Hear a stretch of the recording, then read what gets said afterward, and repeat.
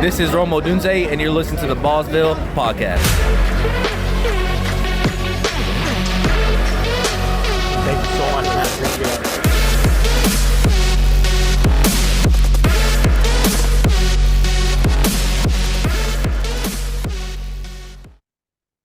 Good evening, Ballsville gamers, and welcome to another episode of the Ballsville podcast. I am your host, Scott Fitzgerald, aka Lose for Sale on Sleeper. And this episode is brought to you by the Ballsville Games. Our games combine fantasy football and poker, which create big payouts with great odds. Okay, guys, we have a lot to unpack today. Schedule came out. We have trades. We have a new guest. We got a lot going on.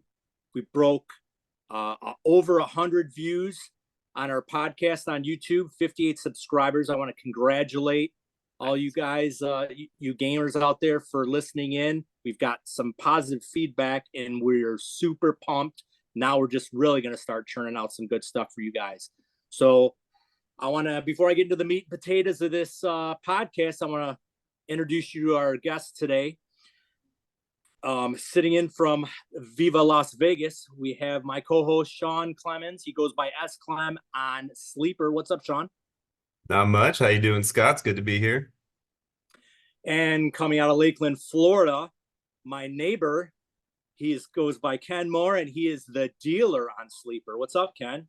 What's going on? Another great week of football to talk about. There you go. And we have a new guest in. He goes by the name Tortoise on Sleeper. Trevor Silva comes in from North San Diego. What's up, Trevor? Hey, how you guys doing? Thanks for having me. No problem. So before we get into the draft, which we'll talk about later, we're going to get into our mock draft that we had last week. And before we get into that, I want to run over some just quick things about the big game that we've been running. The 5 divisions have filled. 3 divisions are finishing their drafts. We want to welcome back in X Stoney. He's one of our division winners from 2023. We have some new players that came into the fold this year. JoJo, we got Peavy's mom, Joshua 85, Bucksides, Ash Miller 66, and MKP Conway. Welcome in, guys. We have one mini game underway. It's the 4 divisions, 4 and 5. This mini game utilizes $10 from each division. Divisions 1, 2, and 3 were basically all free entries. So you can't tell us we're not giving anything away free, because we got a lot of free entries that we're giving away, and all 3 of those divisions were basically all free entries. Our second mini game, which we're going to launch soon, and this comes with some new product that we're going to have coming up, is we're going to give a shout out to C-Bomb. He gave us this idea of a mini league auction draft.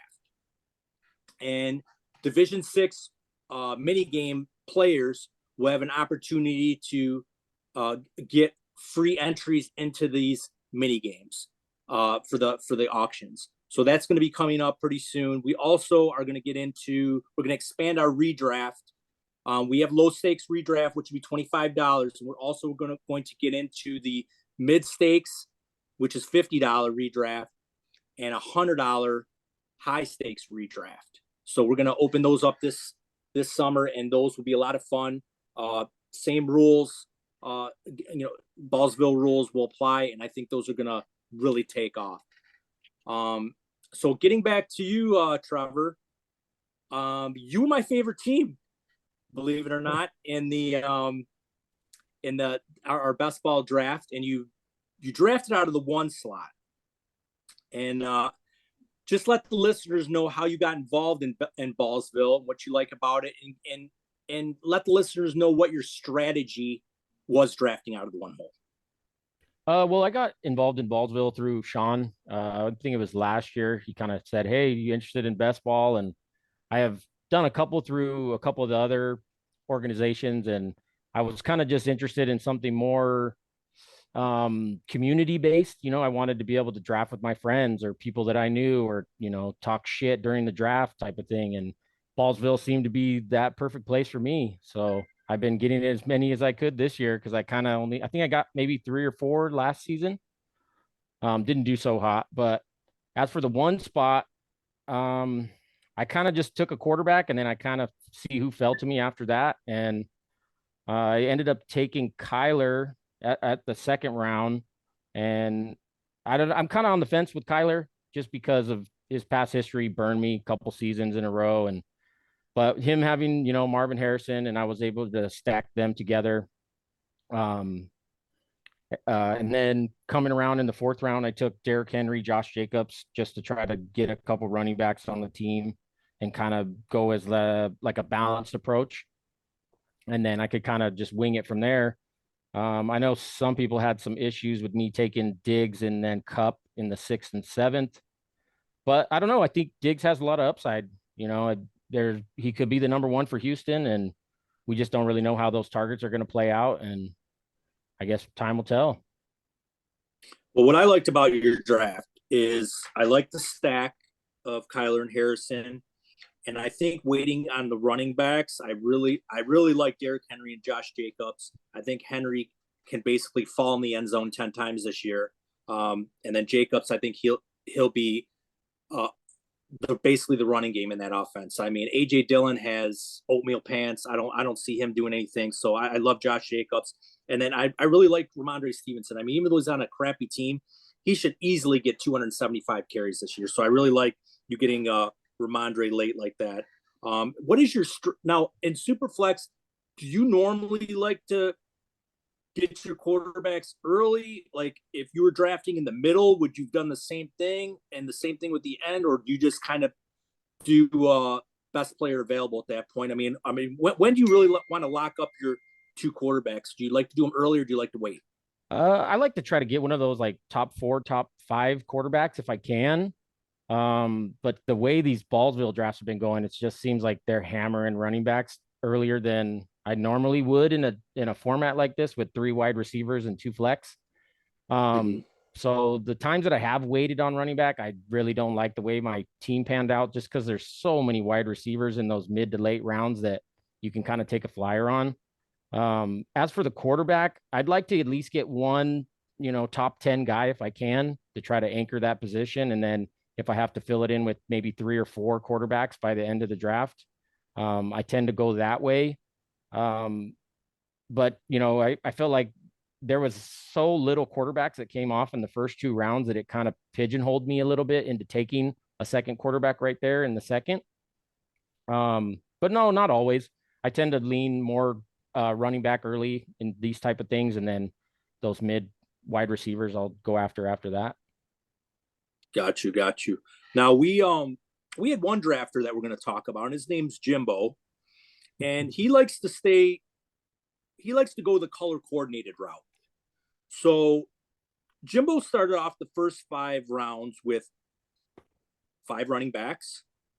He started round 6 and 7 with the orange tiles, which were tight ends. He then went with the pink tiles, which was another 5 in a row, which were all quarterbacks. Hit another tight end, and then didn't draft his first receiver until round 14. And his number 1 receiver was Romeo Doubs.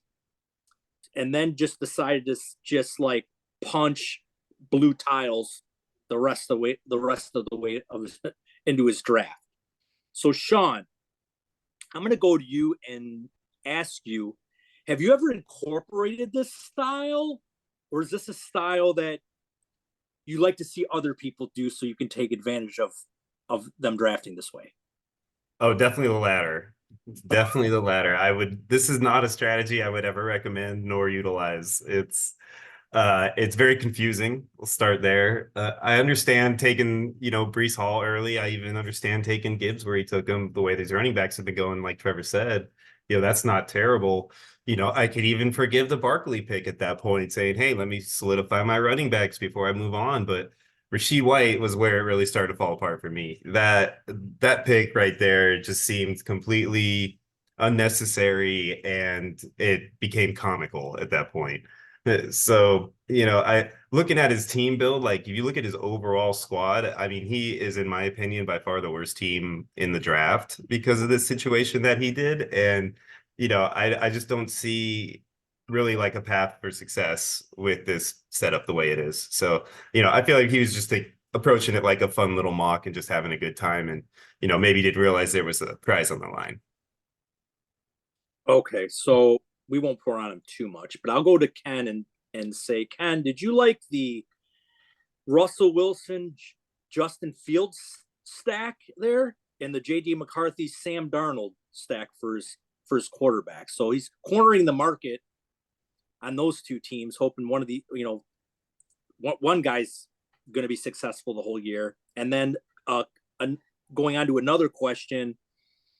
Do you think though that receiving core he has will score him enough points this year? So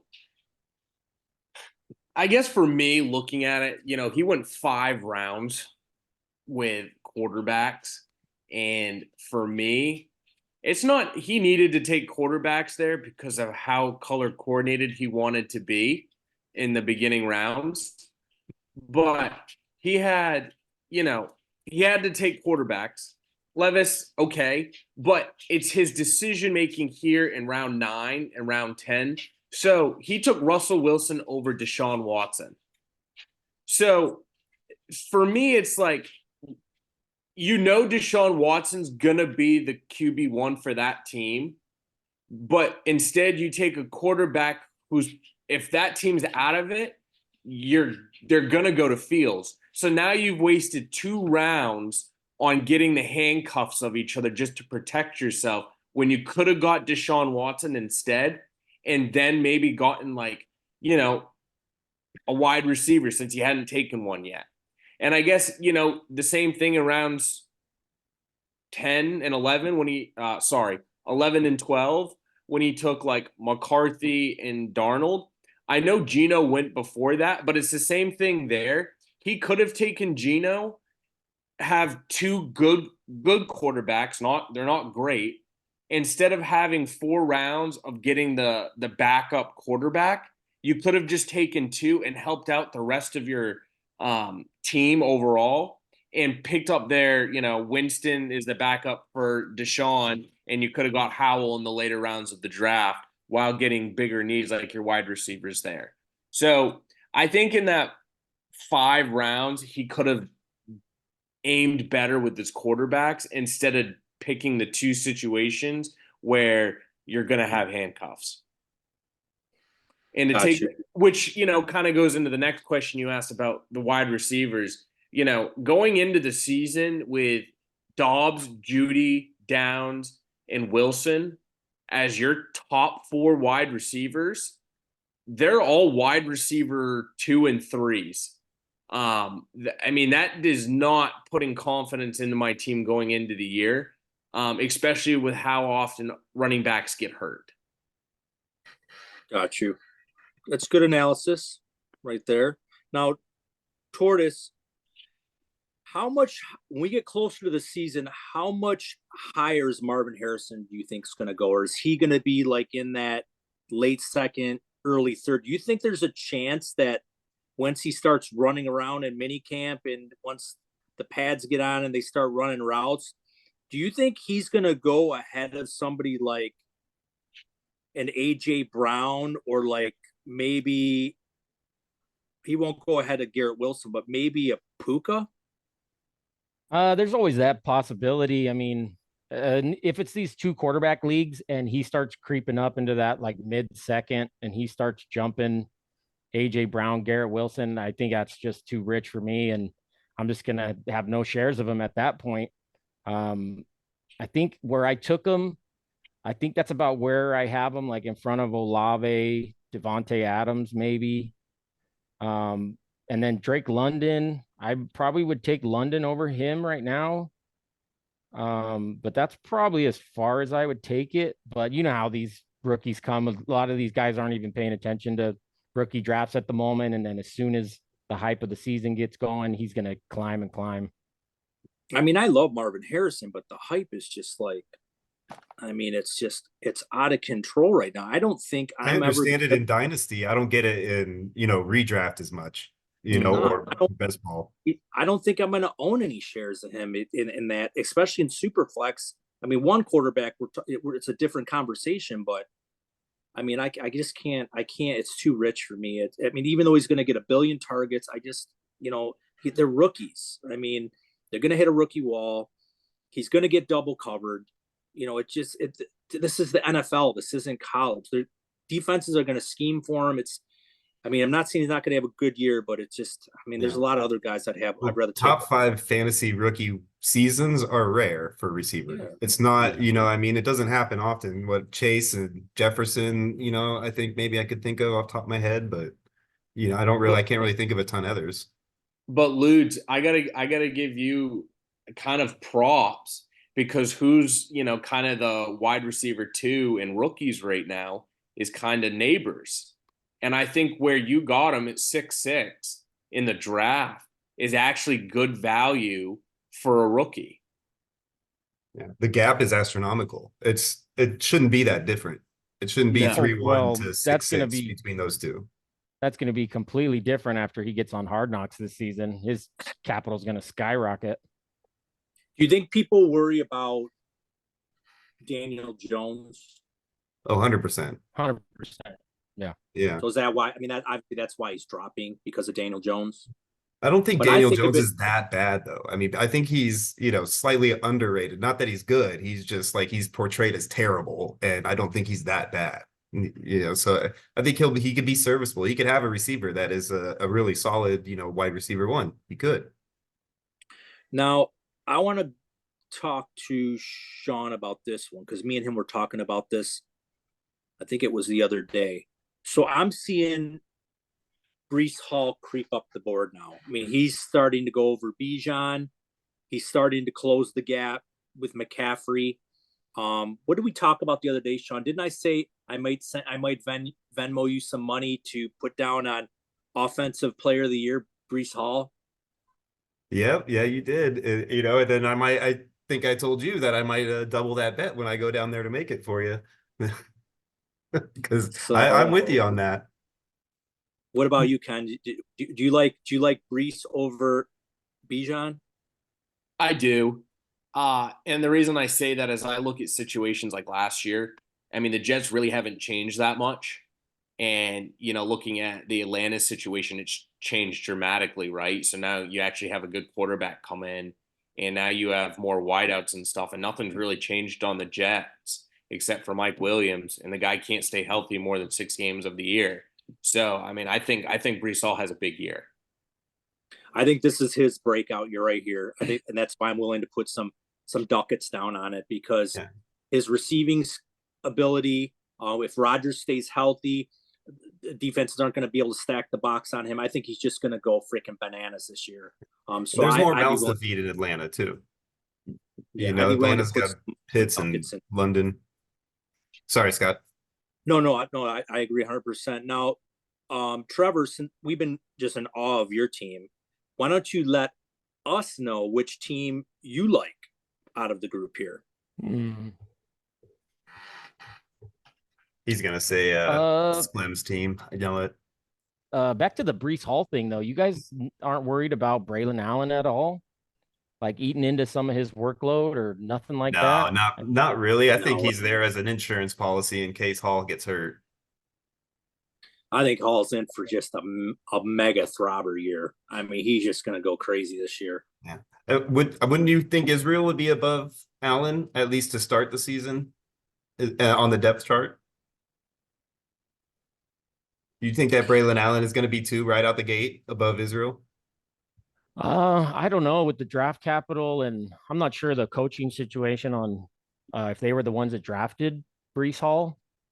But you know how these running back committees work. It's just you never see it coming, and the new guy comes in, and they want to see what he has. And Breece Hall, he hasn't really been like all that healthy through a whole 18-week season. So if he gets a shot, who knows if he could run away with it, but I doubt it. It all comes down to pass protection. and I know Brees Hall is an outstanding pass protector. And it's just like that with everybody. You don't want your quarterback getting killed. If you can't pass protect, you're not going to be in the game. Well, and they So didn't they I'd have didn't to put look into themselves in a what. position to handle another Rodgers going down. You know what I mean? Like they need No, Rodgers to stay healthy, or they're gonna have like an entire teardown on that team by the way the season's gonna end. yeah, for sure. So, um, so yeah, Tortoise, did you find any team you're think that you like Some of besides the your? standouts, I can't see his full name. It's like Big Ty with the Big Jalen time Hurts and Big Lamar. time is 420. Yeah, Yeah, his team does look very appealing to me. The wide receivers kind of fall off with like Lad McConkey, Godwin being his 3 and 4. But with those two quarterbacks and Travis Kelsey, Swift, ETN, um, I do like, is it K Dog? But he does have a lot of Rams, so that's yeah. another issue. Um, yeah, I would probably go with Big Timer. He auto drafted like probably the Yeah, the first first two, for but like that, 3 out of the first 7 picks or something. uh He actually, I know he auto drafted Hurts and Jackson, which was Yeah, actually he Hurts and Jackson were definitely auto picked. I think he snagged ETN and more, and then I feel like he auto picked again when it came back around.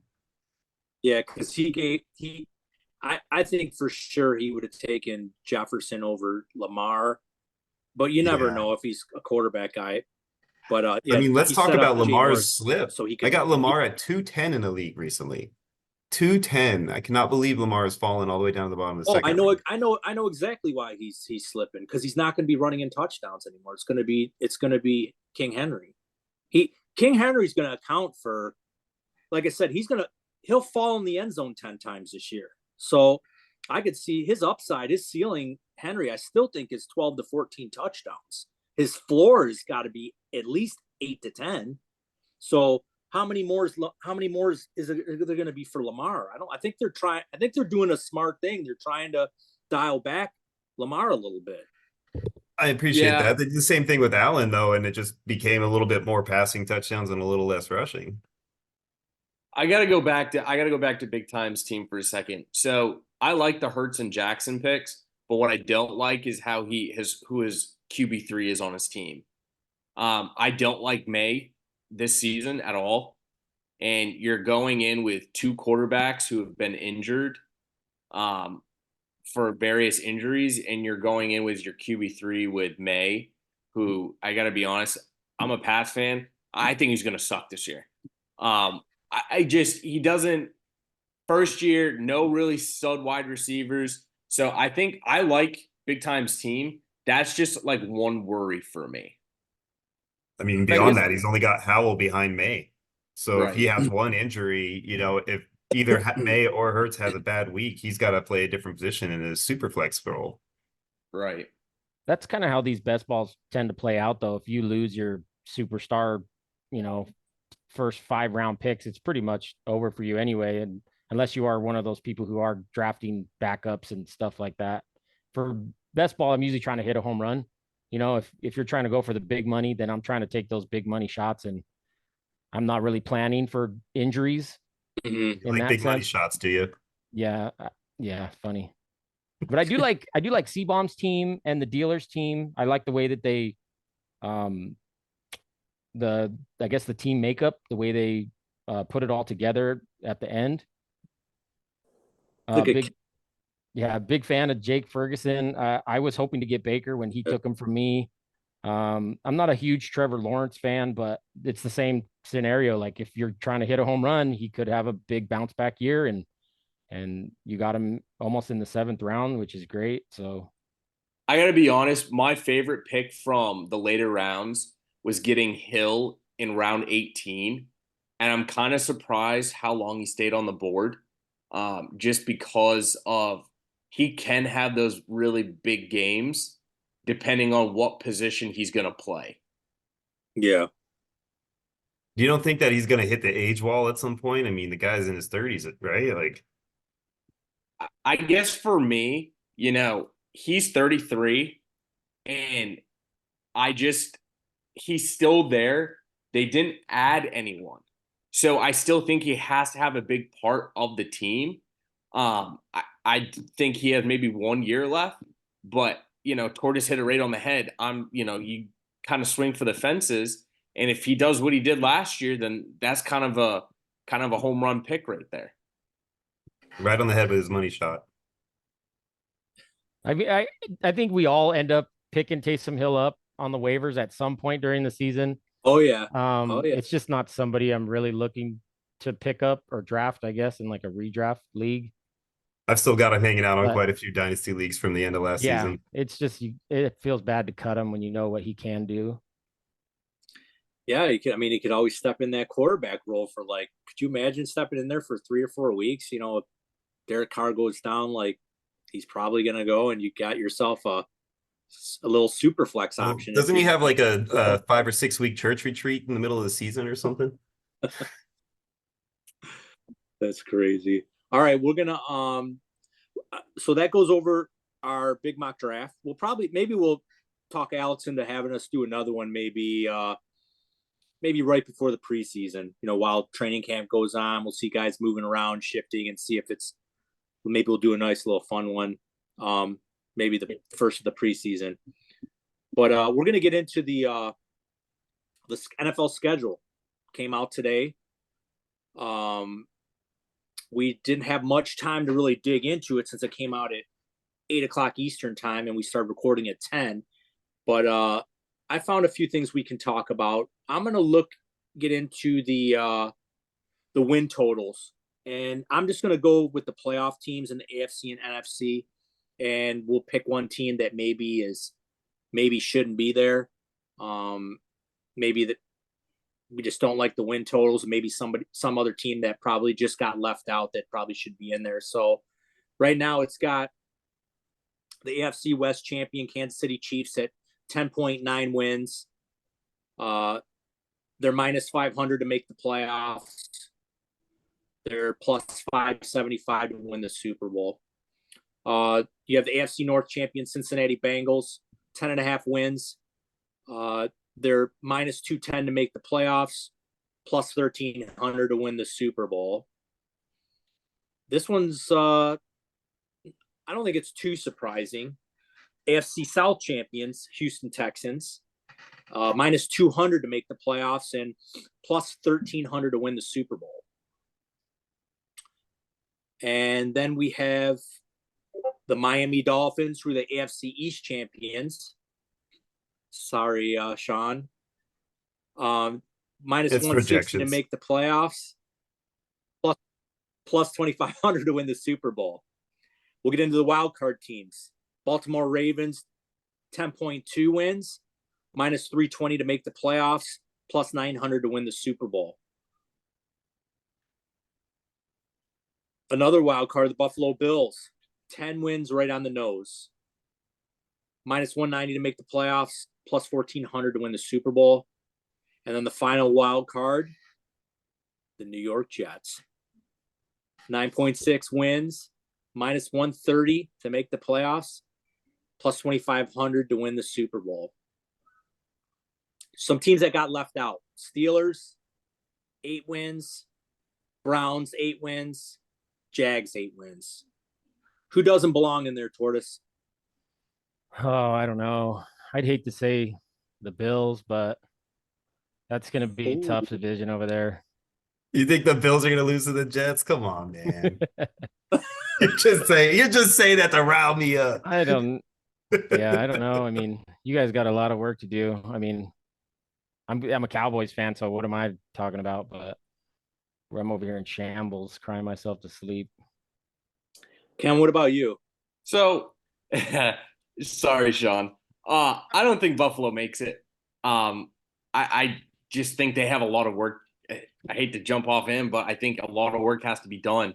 It all comes down to how that offense kind of vibes. But I think the team that, kind of replaces them is the Colts. I'm kind of a big fan of the Colts this year. I think they have a better offense, and I think that they have a potentially better rounded team with Richardson back. I think that's kind of who takes the Buffalo spot. Sean, how about you? Well, I'm I know you're obviously not not getting going the- to agree with those two guys. Yeah. So we You're could not get gonna that agree out of the with way those right two. now. I mean, I'm going to say the Jets. Of course, I'm going to say the Jets. You know, like this, you talk about how Buffalo, you know, is unknown at this point and this and that. Like, what do we know about the Jets except for Aaron Rodgers is coming off of an Achilles injury that he rehabbed in some, you know, Shaka tent somewhere.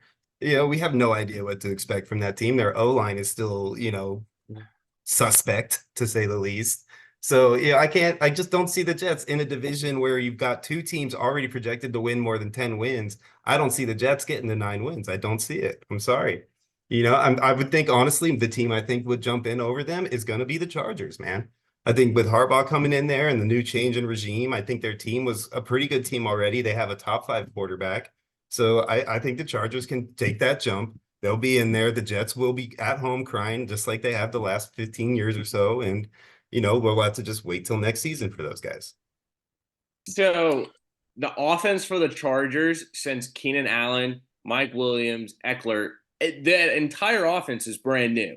The players are brand new. The coaching's new. The defense is completely changed too. That doesn't worry you at all? No, not really, because it's Harbaugh coming in there and doing what he does best. He's retooling a team that underperformed.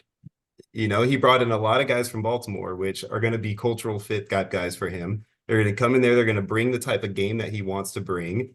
And Herbert is still a top 5 quarterback. I know that he's like, you know, looked down on right now, falling all the way to 5th round in these drafts and whatnot. But Herbert is still going to be able to sling the ball. And Quentin Johnston was a 1st-round pick last year, underperformed, but still got talent.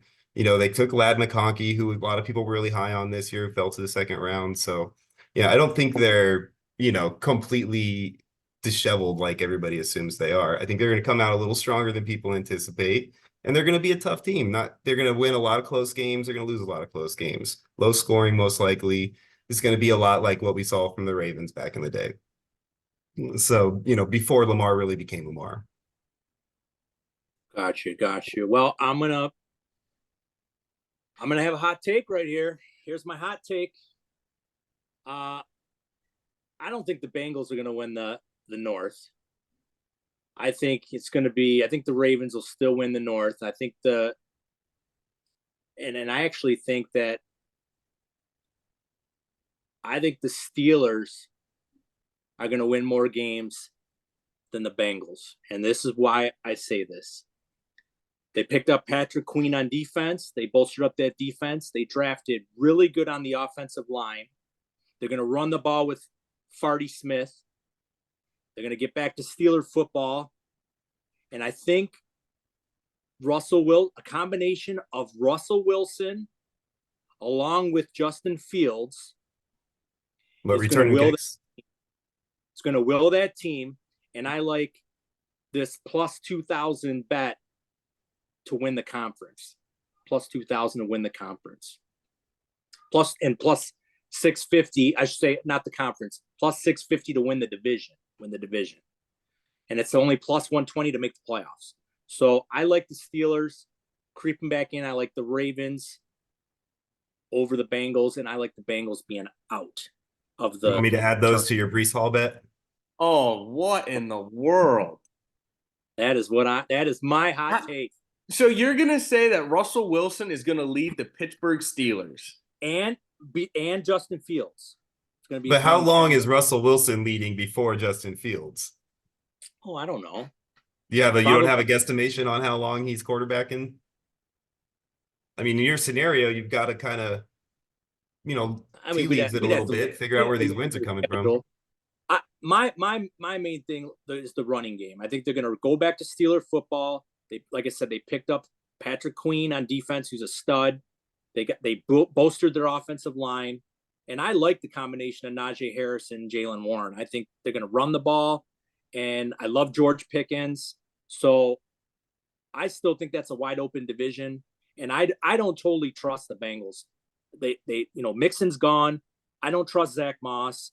I don't like their defense. They didn't improve their defense, and Joe Burrow, he can't stay healthy. So I need to see Joe Burrow stay healthy before you crown him the top of the AFC Central. So that's my hot take.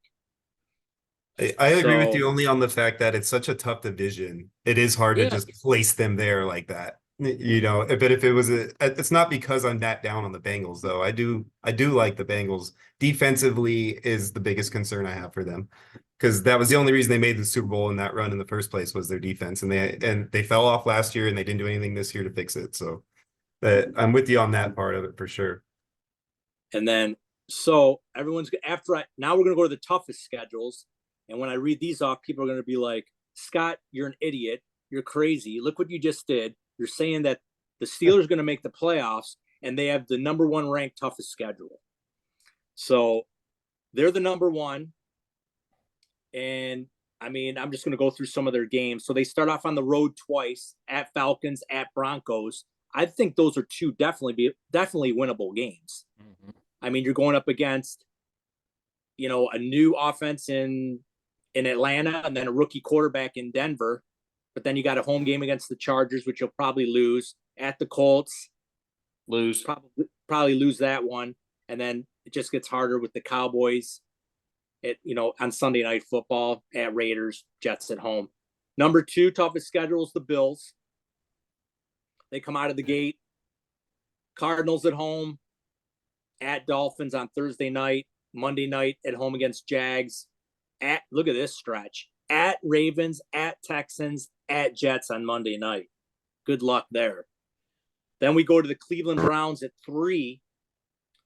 They look coming out of the gate. Cowboys at home, at Jags, Giants at home. Then they got 3 road games. Raiders, Commanders, Eagles. Pretty tough stretch. Number 4, Vikings, at Giants, Niners at home, Texans at home, at Packers. God, good luck with that. And Jets in London.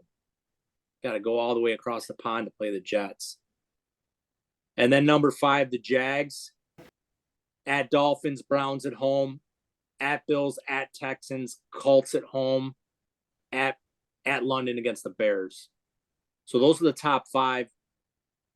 Sean, what do you think about those top 5?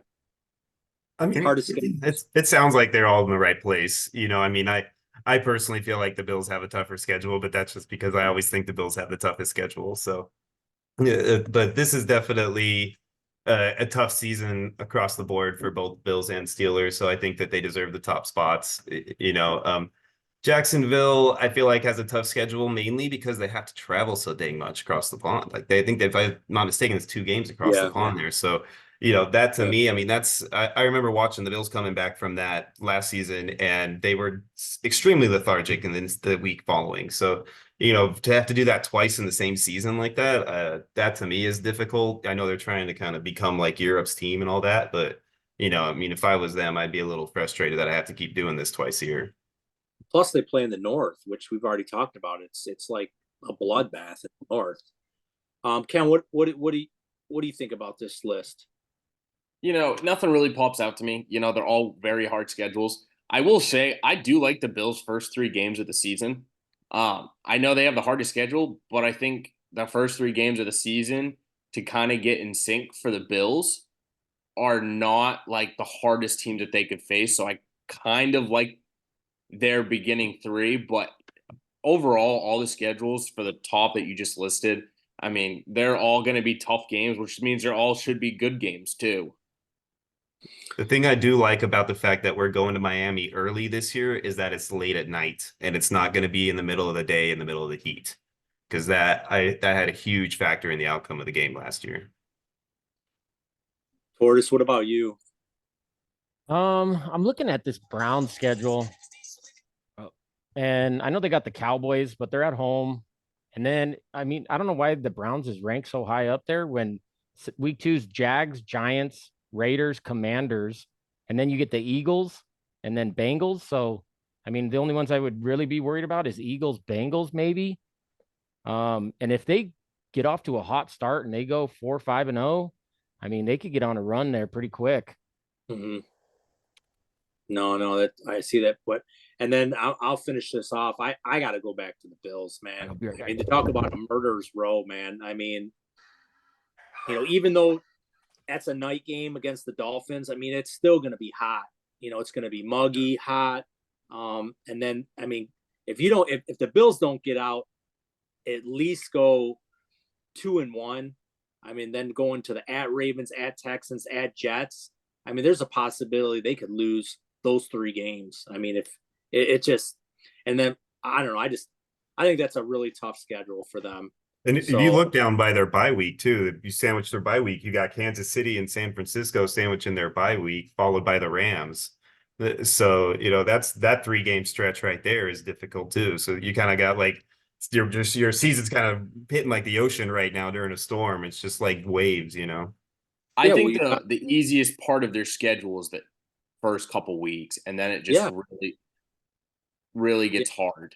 Yeah, no, like Sean said, even though you got the Chiefs and Niners sandwiched with a bye, but when you come back after the bye, which I think the bye is in a great spot. I mean, if anything, thank God they don't have an early bye. They got to late ones for injuries, but then you got to come back and like Sean said, you got to play the Niners on Sunday night. Then you got to go, you got to stay out. They're going to stay out west, or no, that's a home game. Then they got to go out west to the Rams, and then they got to go to the Lions. So it's like, I mean, maybe you could talk about the last 3 weeks too being easy. You got the Patriots twice, which you should be able to beat them twice.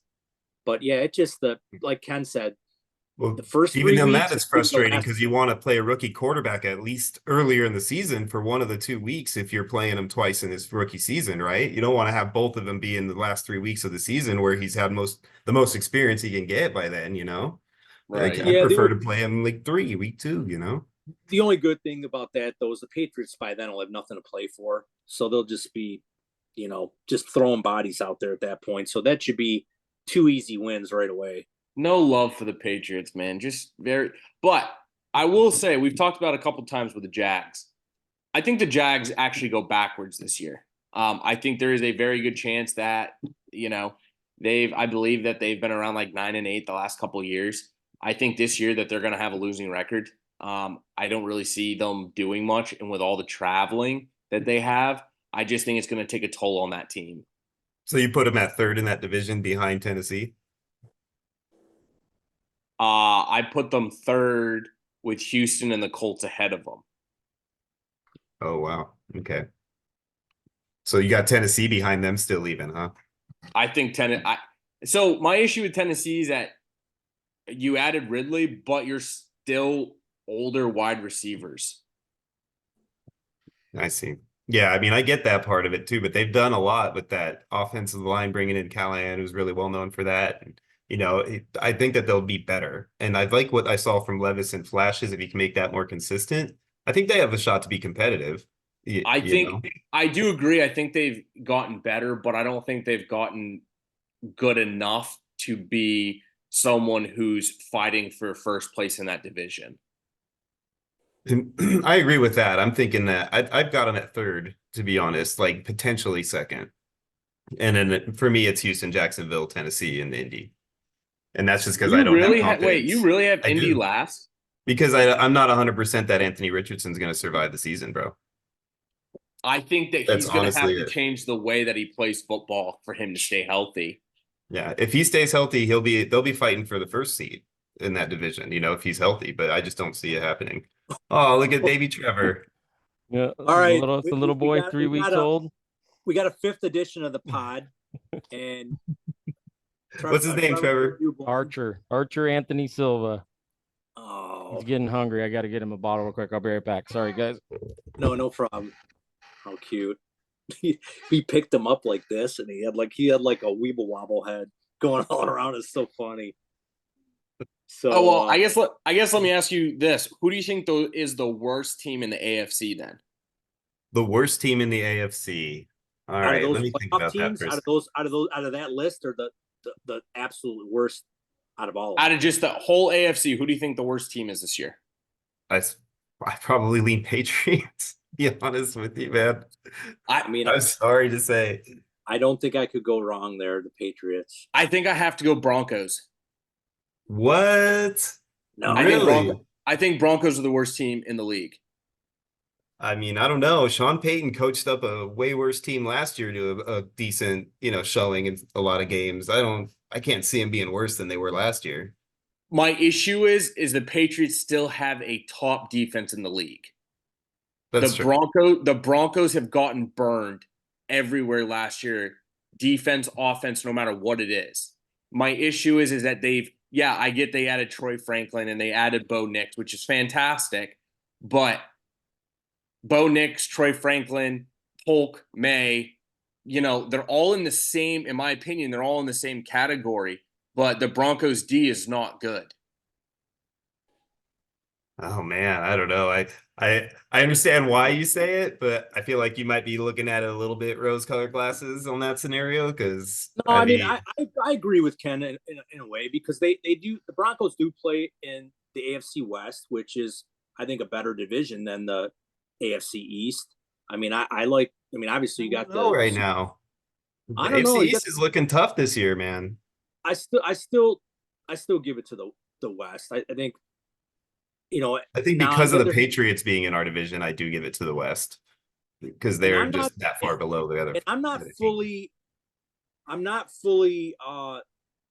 buying into the Jets. I mean, I think they're going to be better, obviously, than last year because they got the quarterback back. But I think the Dolphins are going to really be good. The Bills might take a little step back, but it's not going to be tremendous. So, I mean, Ken's got a little bit of a point, but I still think I think the Patriots just lost too much. They only lost stuff on the offensive side. They didn't lose much on the defensive side. Yeah, but you got to score points. You can't keep winning games. And I don't disagree with that, but we couldn't score anything last year with how bad we were. We had Mac Jones and Bailey Zappi. We couldn't score anything. It was. I don't think. I love this. I don't think Drake May is going to be as bad as you're putting it out to be. I think Drake May is going to be okay. Which is why I'm saying last year with Mac Jones and Bailey, we sucked. That was bottom. Like, that was more than rock bottom.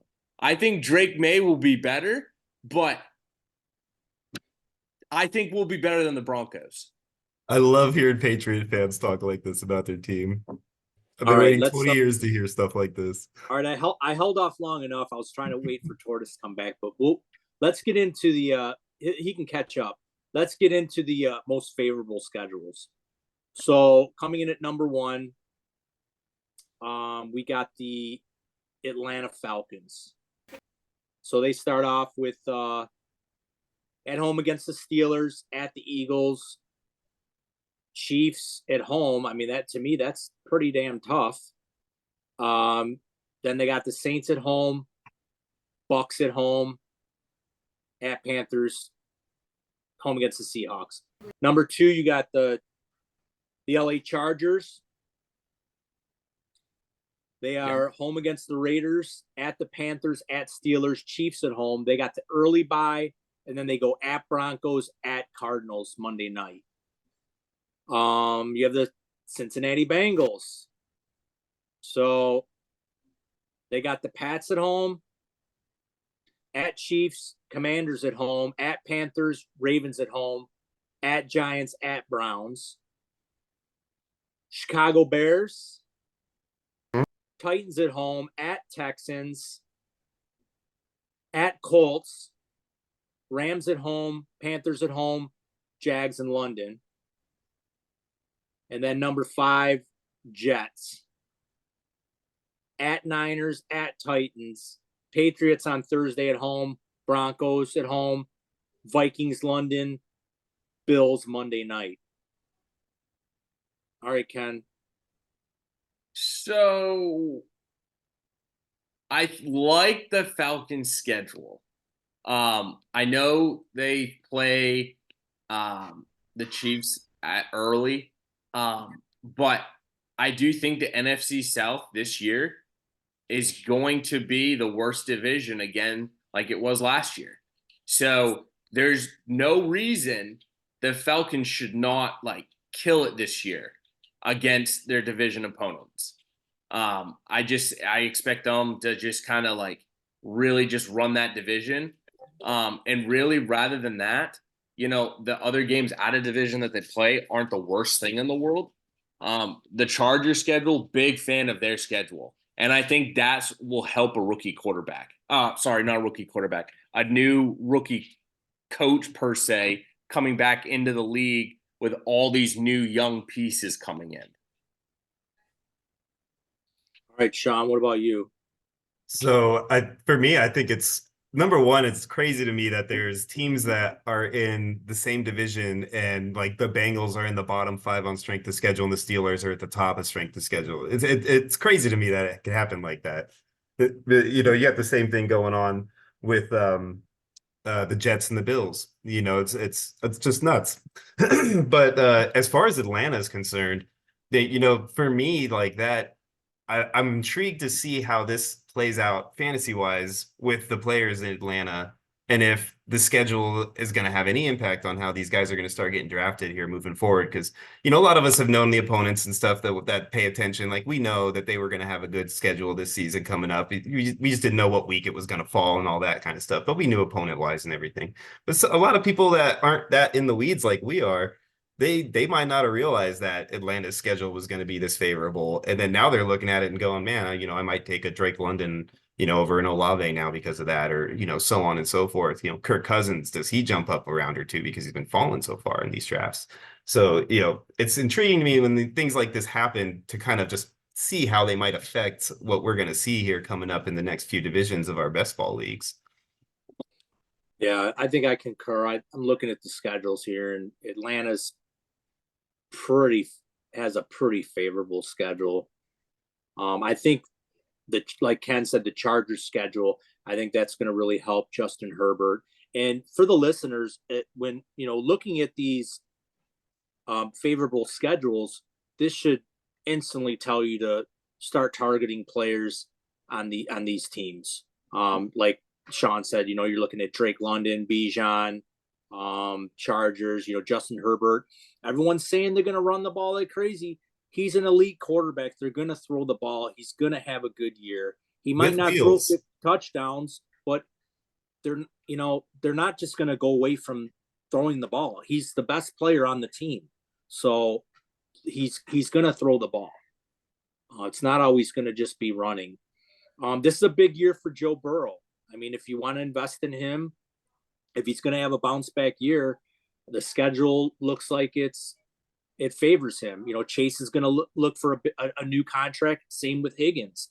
If, you know, this might be the schedule that Higgins can just pile up the numbers and then get a nice contract in free agency. So, you know, guys on that team, if you're a rookie guy and you want to draft Caleb as a quarterback, I mean, he's got a pretty favorable schedule. You know, he's got weapons on the outside, you know, so I don't know about maybe drafting a Dunze so much, but should be another good year for Keenan Allen and DJ Moore. So, and then as far as the Jets go, I mean, wheels up on Garrett Wilson. I mean, look what he did last year with garbage at quarterback. And, you know, we've already talked about Breece Hall. So, you know, those are two guys that I'm going to really be trying to target and, in my best ball and redraft leagues. So, all right. Well, we got. I think you make a good point with the Chargers because they basically come into the season with the Ravens running back room from last year, who both got injured. So it's just Herbert's going to throw the ball a lot. Yeah, I'd have to. I think that's another. I may want to look and see what. Ken, we got to look and see what the prop bets are on Justin Herbert this year on like passing yards and touchdowns. Yeah. Listen, he's in a division where they're going to be forced to be airing the ball out from time to time. You know, there's not going to be low scoring games most of the time. Yeah. We might be sending Sean some money so he can go and place a bet for us out there. We'll have to get a spreadsheet started. Exactly. Oh, you're definitely going to be involved because me and Ken are going to be doing quite a bit of prop betting this year. And I wish I'll get my casino points up. I wish Tortoise was back in. I want to get his take on this. Yeah, I guess being a dad's more important than our fantasy podcast. All right, we'll just maybe I'll just throw a couple. We'll give him a few more minutes. I'll just look at a couple teams that were left outside the top 5. The Saints come in at number 6. Panthers at home, at Cowboys, Eagles at home, at Falcons, at Chiefs Monday night, Bucks at home. Then you got the the Colts, number 7. They got That makes me Texans feel at bad home. about what I said about the Colts now. Texans at home, at Packers. Bears at home, Steelers at home, at Jags, at Titans, and then we'll throw one more in there. We got the Lions. Ooh. I didn't, you know what? I didn't even look at their schedule yet. This is the first time I'm looking at their schedule. So they got Rams at home, Sunday Night Football. Wow. Matt Stafford coming back to Detroit. Buccaneers at home. Let's hope they'll be nicer to him this time. At Cardinals, Seahawks at home on Monday. So they got another primetime game Monday night. Oh, and then they got the early bye. So Lions got 1, 2, 3, 4, 5, 6 primetime games. Wow. Pretty impressive. Go Lions. Good for the city of Detroit. See what happens when you're good, you get primetime games. It's a good thing they didn't fire Dan Campbell a couple of years ago and everybody wanted his head, huh? Yeah, no doubt. You also didn't think the Lions would be good last year, and they ended up being fantastic. I thought they would be better. I expected them to make the playoffs. I didn't expect them to go to the championship game, which they blew. They did. So they had that game. They should have been in the Super Bowl. Should have been Buffalo and Detroit, just like me and Chuck have been talking about for 3 months. And actually, I think that would have been I think the Lions would have been a better matchup against the Chiefs than the Niners were. I've been rooting for a Buffalo Detroit Super Bowl since I was a kid. So the fact that we got that close this year, it was like I was on pins and needles for like the entire playoffs until I knew it was over. Except now Buffalo's going backwards. According to you guys. I still got them winning the East, so you know where my bet's going when I place your guys's. All right, I'm gonna go through some. I'll give him a couple more minutes because I don't want to go fast forward on this. I'll play some either or with you guys. This is best ball. I think we already went through this. Sean, Bijan or Breece Hall? Well, I gotta agree with what I said earlier, right? I can't contradict myself, so I'm gonna go with Breece. Ken? Breece Hall. Yeah, I think I concur. I don't want to be a hypocritizer. What about Ken?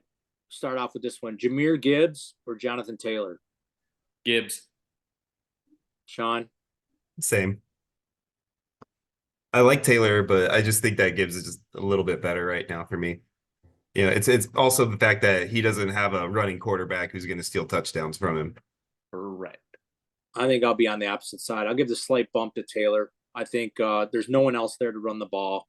I think Gibbs is still going to share the ball with Montgomery. Montgomery's not going away, at least this year.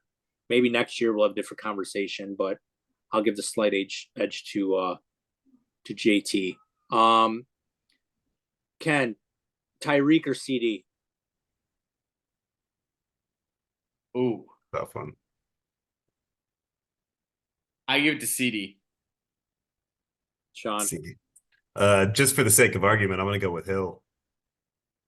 I think that high-powered offense, man. I mean, they're going to be throwing the ball to him like crazy out there, and I know Dallas does the same type of thing, but you know, I'm not as confident that Dak's going to have the type of season he had last year. So I like Tyreek, but you know what? Dallas has done nothing as far as running back goes. I mean, they did bring in oatmeal pants, Ezekiel Elliott. They didn't bring in another receiver. I think it's just going to be all Dak and CD again this year. And they're both, Dak and Lamb are both on contract years. Bingo. that does make a big difference. Good call, Kenneth. Sean? Dun, dun, dun, dun. Jahmyr or JJ? Jahmyr Gibbs or Justin Jefferson? Jamar Chase or Justin Jefferson? Oh, Jamar Chase or Justin Jefferson. Okay. I was gonna say, I thought I heard you say Gibbs. Like, wait a second, are we doing running back receiver now? All right, so I'm gonna go with Chase this year just because of the quarterback situation. Kenneth? I have to go with Chase. Wow. I'm going to push back at you guys again. I think JJ comes back with a vengeance this year, even though he has a rookie quarterback. I think his injury-riddled season last year, he's going to eat this year because it's basically just going to be him and Addison, and they're going to be missing Hawkinson for a bit of the season. So wheels up, JJ. Because of his hate for Burrow. So Tortoise, we were just doing some either ors. So we're going to step back into this schedule here. We already went through our most favorable schedules. I'll just run them through real quick, and then you can give me your input. So Falcons, Chargers, Bengals, Bears, Jets. Yeah, those sound good. I do like the Falcons. There was another one that intrigued me is Miami. They seem to have other than the Bills in week 2, it looks like almost they're all winnable games up until they play the Bills again in what 2, 3, 4, 5, 6, 8 week 8. I believe week 9, right? Yeah, and then the Rams after that. But yeah, they got Jags, Seahawks, Titans, Patriots, Colts, Cardinals. Like those are all winnable games, I think. I want to throw this question at you, Trevor, because this is a big hot topic and we've all chimed in on it. What's your take on Justin Herbert? Like, do you think do you still consider him an elite quarterback? Are you afraid that they're going to run a lot, which everyone's scared of? They do have an easy schedule this year, ranked number 2. I mean, what is your take on Justin Herbert? I love Justin Herbert coming out of college, and I had really high hopes for him. It's a little scary for what Harbaugh's doing to this team, but I mean, he's kind of building it from the ground up. He's trimming all the fat and building his team the way he wants to do it. So I think that he's going to be better than everyone's projecting. And I've seen him going in some drafts like the 11th, 12th round. And I'm willing to take a gamble on Herbert at that point as like a late round quarterback. And I think he probably will surprise us. I don't know if that means he can be in the top 10 unless they're allowing him to throw it. But who knows? I do like him as a player. So are you saying in a super flex format, if he's sitting there at like the end of the second round and you want to go quarterback, are you in on him or out on him? I'm probably out on him in like a super flex, going that early as the second round. In like a single quarterback redraft league, I'd be more willing to take that chance, just because there's more waiver options if it doesn't work out for me. Being super flex, there's not really a whole lot of quarterbacks on waivers as it is. So unless you're talking trades or backups being able to be picked up at some point. But for super flex, I usually try to be a little more risk adverse, for as far as like injuries or like hit rates. Got you.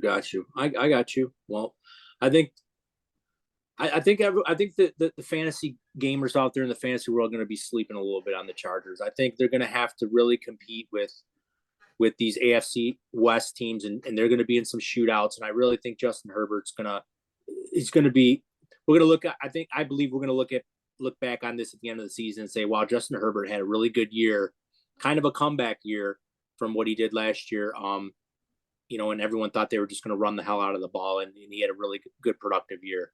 So that's my take on that. So we're going to get into some. What section are we getting into, Sean? What does everybody like? Oh, trade time. Trade time. So we're going to get into some trades right here. And I think it was C-Bomb who suggested we go on Keep Trade Cut, and we could type in the power rankings of these leagues to help maybe see if somebody's rebuilding or if they're a contender. So we're going to play around with this a little bit and see if we can give out a little bit more information on this. So the first trade we're going to look at is, we're going to squeeze this one in first before we get into the leagues. This was a trade that that Sean got into, and we're only bringing this up because TJ Hawkinson is in this trade. So and we all know Ken's infatuation with TJ Hawkinson and his long flowing hair. You don't give him enough credit. No, I don't, because I just don't.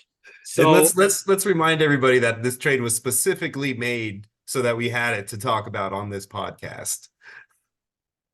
So yeah, so me and Ken have a side bet going on the over under games where TJ Hawkinson will be playing. I took the under. What was it, Sean? Was it 8? I think it was 8. We might have to go archives to figure out 100%, So but I believe it was 8. I took the under. Ken took the over, and on the line is what, Ken? Tell us, Scott. It's a pub sub sandwich from Publix. That is on the line.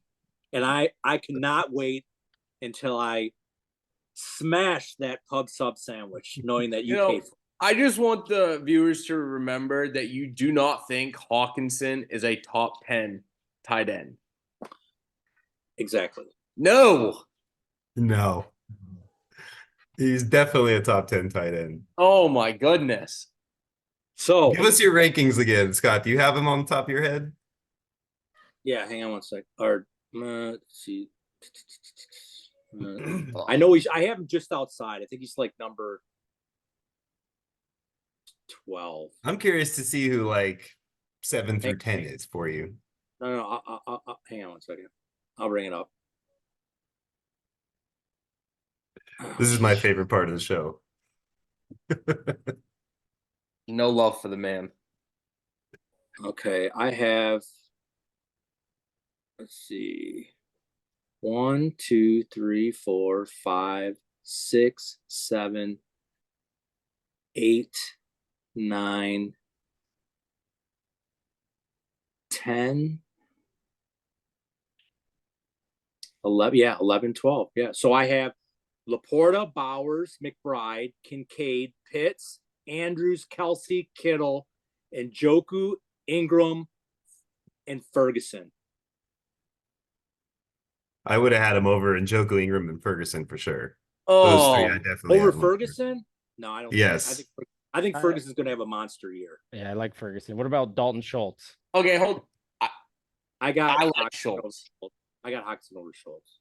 I do too, but I'm going to say this. I take Hawkinson over Kittle. I won't. In Dynasty, I would. In Dynasty, I would too. I thought we were talking best ball. We're not talking Dynasty. We did the best ball. Well, for the purposes of the trade that we're discussing, it was Dynasty. If it's best ball, I'm staying away from both of them. Because I'm not taking TJ Hawkinson where he's being drafted at that point. And if you are taking him, then you have to at least have 2 more tight ends on top of that. Yeah, the bet was for like redraft best ball because we're betting how many games he's staying healthy, not how many years he's playing in the league. No, yeah, towards the bet, yes. That portion of it. Yeah, so these rankings that I have aren't for Dynasty; they're for like redraft best ball. Oh, I got you. The Dynasty, rankings. obviously, Dynasty, I'd probably bump him obviously up a little higher because of his age. Okay. He'll go over guys that are like 30 years old and stuff like that. But we're talking redraft best ball, which I kind of draft the same, except for best ball, I like to stack. So do you have that adjusted based on the fact that he's slated to miss 4 games to start the season? Whereas if he was he's healthy start season, is he going to jump up on your rankings? You got to bake that in. He's going to miss 4 games. I mean, no one else on this They're list. saying that he's already hitting mini camp and he's looking ahead of schedule and this and that. And all I know is that when this bet is done, I am going to be enjoying my pub sub on the podcast, just so everyone knows what it's going to be to win that bet against Scott. Can we put up a poll in the Ballsville? Yeah, see how the community feels. Yeah, we'll see how the community feels. I'm gonna go right here to. This is Dynasty. So can we get into the actual trade? Yeah, let's get into the trade. I knew this was gonna ramble. Because as much as I love you two going back and forth on your TJ Hawkinson opinions, All right. So, okay. So this trade is, we got Sean Clemens, S. Clem. He acquired TJ Hawkinson and Jonathan Mingo, and he sent away to Big Frank 14 a 2024 108. So I'll chime in first, and I'll let you guys run with it. I have this trade pretty even. I have a slight edge, and Ken's gonna laugh at me.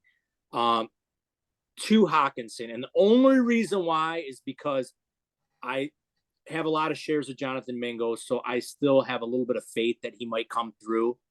So that's the only reason why that I'm tipping it towards the Hawkinson. So if Jonathan Mingo was not there, I would definitely take the 108. How in the world? Hold on.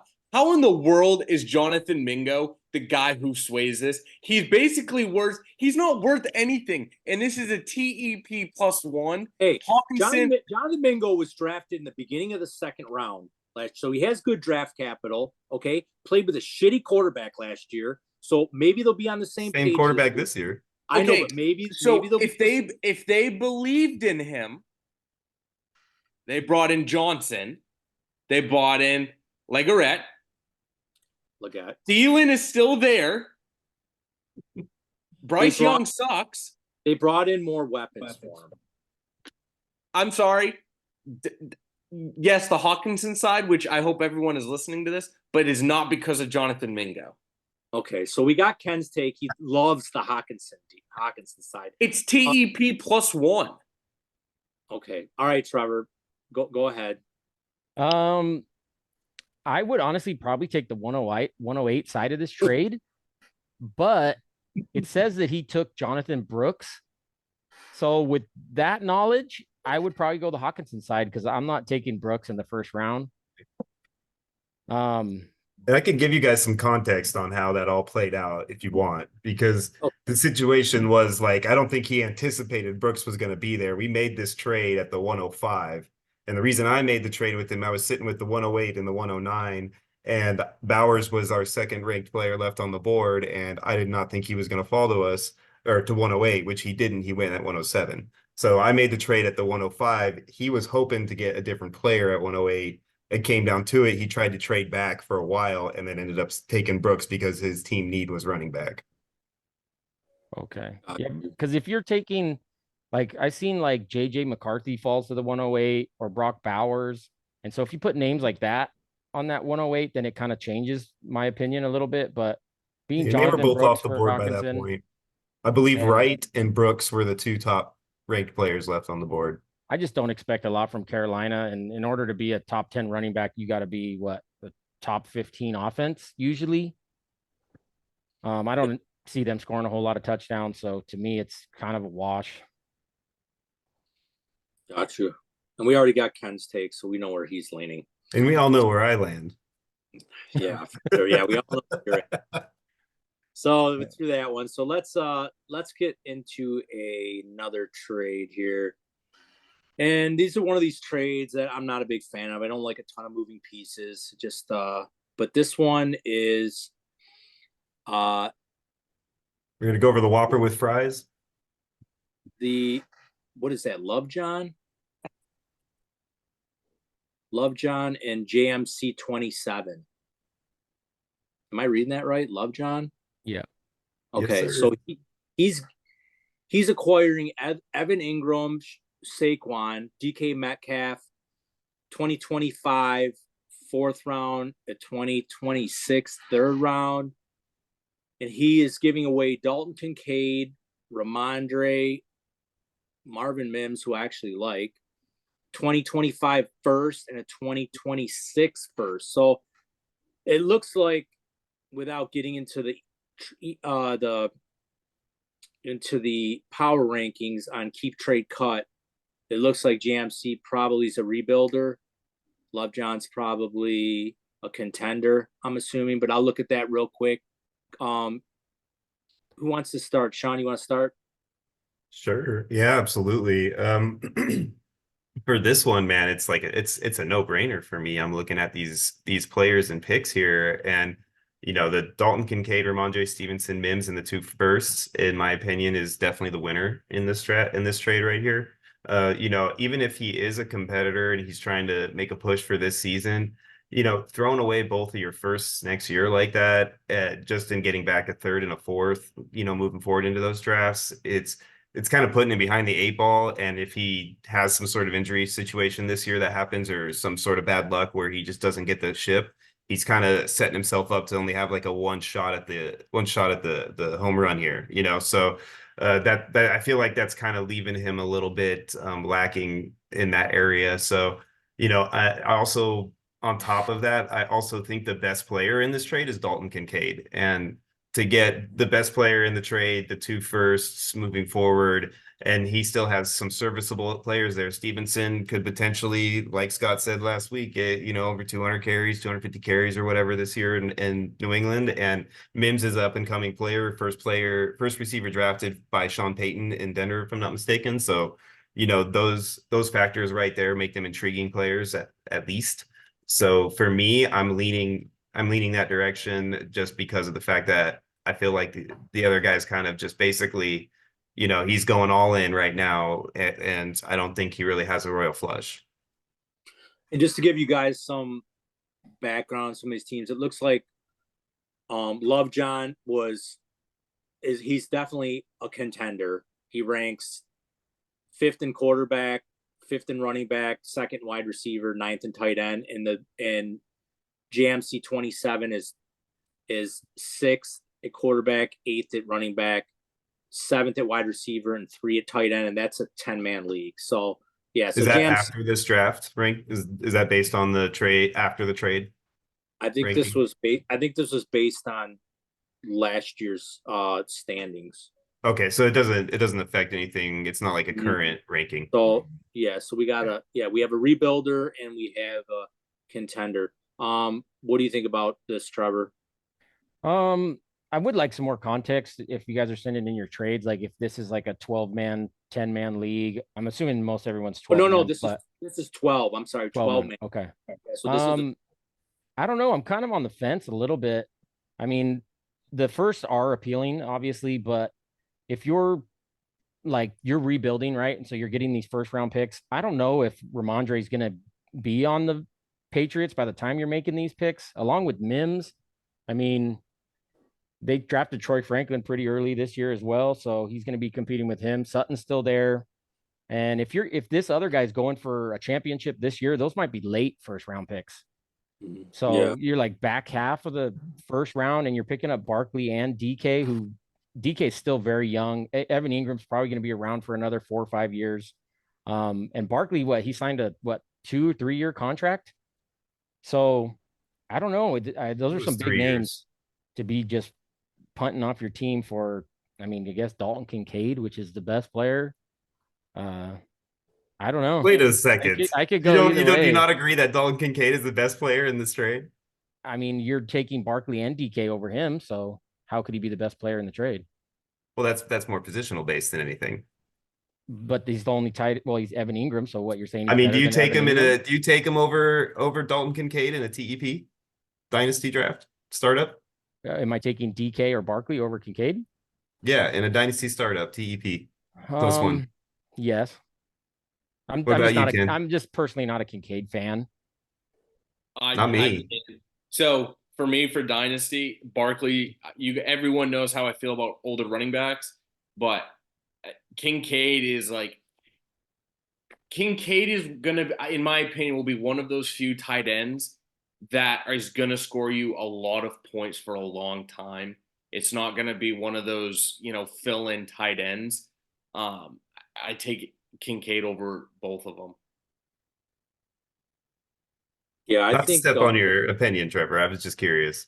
No, it's perfectly fine. I mean, I don't play in a whole lot of tight end premium leagues as well. And I'm just, like I said, not a huge Kincaid fan. There's a handful of tight ends that I'd rather have, especially in dynasty.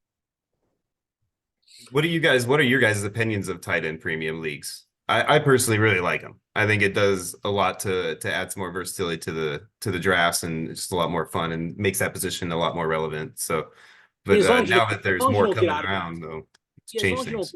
Get out of control. I mean, I've seen some tight end premium leagues are like +2 and stuff. It's like, as long as you just keep it at like a half or like +1, that's fine. But when you start getting overboard, then now you're starting to, you know, move that position way up, and it's I don't really agree with it. As far as I'm looking at this trade right here, I'm a big Kincaid fan. I think, I mean, Josh is throwing to like a rookie as his WR1. So I think Kincaid's going to be super involved. I think he goes up in that upper echelon tight end. I kind of like Marvin Mims. I mean, he kind of showed up quite a bit last year. Nice young asset.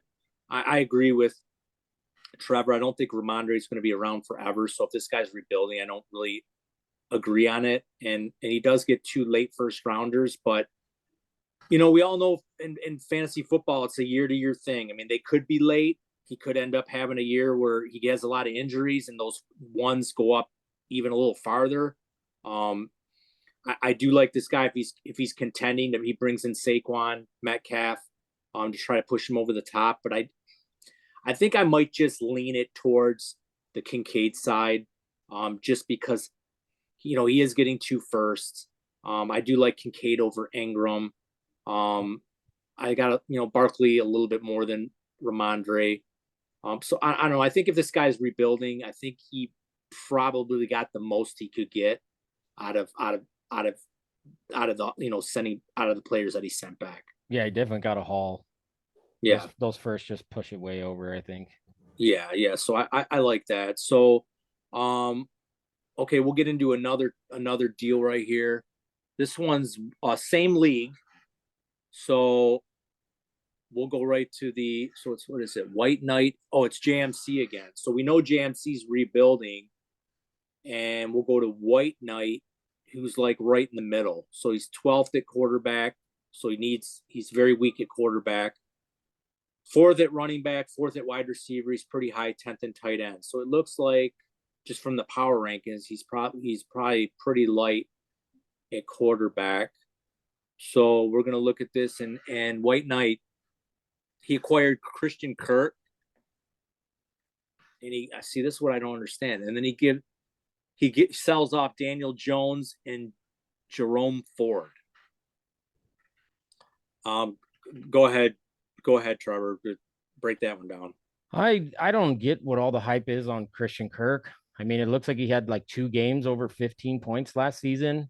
I get it that Ridley left, so that's more targets to go around, and it doesn't look like they have a whole lot else on the roster other than Gabe Davis. But with the Giants not drafting a new quarterback, and it looks like Daniel Jones is going to be there long term, I'm probably taking the Daniel Jones side, and maybe get a couple games out of Ford before Chubb comes back, if he comes back. Got you. What about you, Ken? I don't like the Daniel Jones side. Ford still is there, but Chubb is supposed to be coming back. Daniel Jones, great. He finally has a wide receiver 1, but Daniel Jones, with how he plays football and as a quarterback, he doesn't instill confidence in me. And I'm a Kirk fan, and I think last year he had a very good year.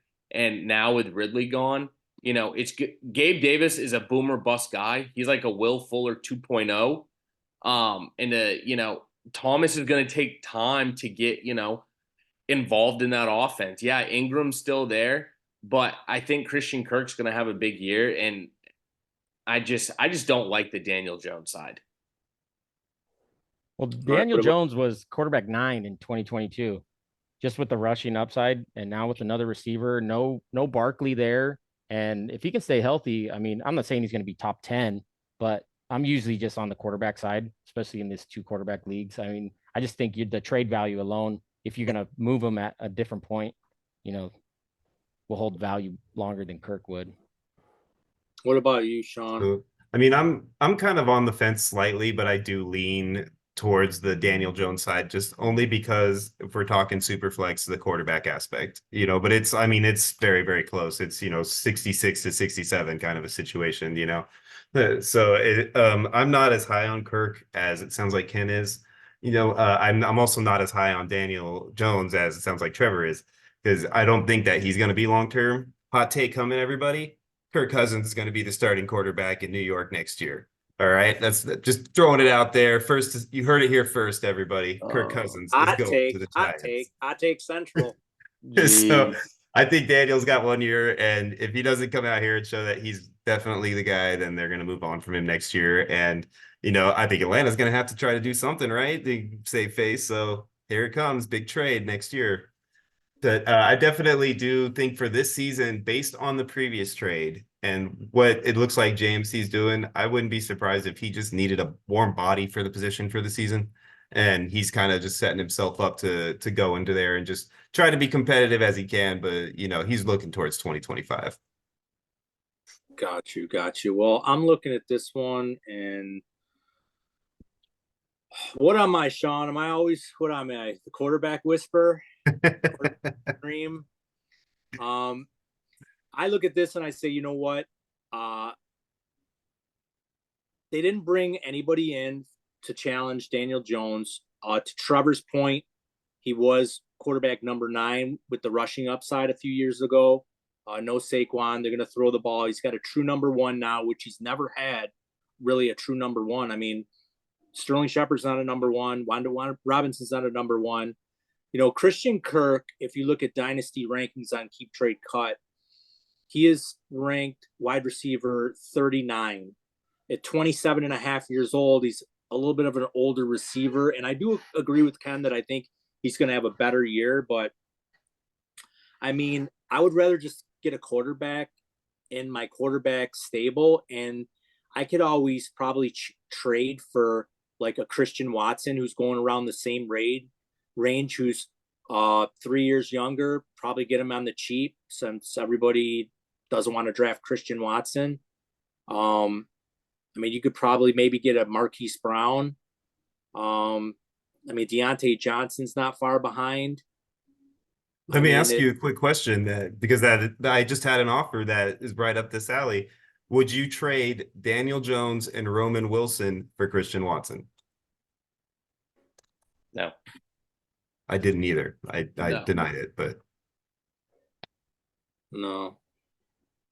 So I kind of, like I said, in a super flex format, the way it's so hard to acquire quarterbacks, even though Daniel Jones isn't an elite quarterback, I mean, he's, like Trevor said before, he was quarterback 9, and with the rushing, I want to acquire the quarterback. I mean, if you get lightning in a bottle and he comes back, you could potentially have a top 12, top 15 quarterback.